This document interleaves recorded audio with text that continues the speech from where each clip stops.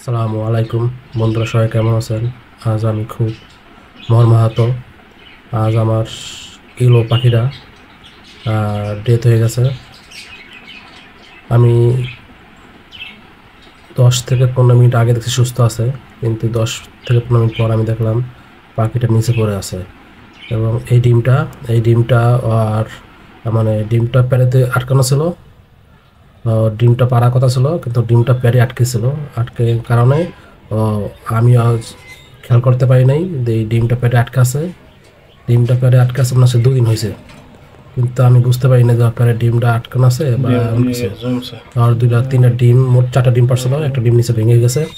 3টা ডিম অলরেডি আছে হাঁড়িতে, আর এই ডিমটা প্যাটে ছিল।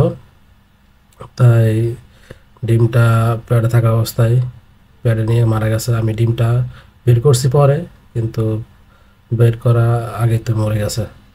তা বন্ধুরা, খুব কষ্ট লাগতেছে পাখিটার জন্য। আমার একটা প্রিয় পাখি ছিল ইলোটা খুব আদরের পাখি, ও আমার সবসময় কাছে থাকতো। আহ, এখন কিছু করার নাই। আমি ডিমটা বাই করছি কিছুক্ষণ আগে। দেখলেন যে এই ডিমটা আমি বাই করছি কিছুক্ষণ আগে, কিন্তু আর আগে মারা গেছে। এই যে, আল্লাহ মাফ করুক আমাকে। সবাই আমার জন্য দোয়া করবেন, আমার পাখিদের জন্য দোয়া করবেন। আল্লাহ হাফেজ।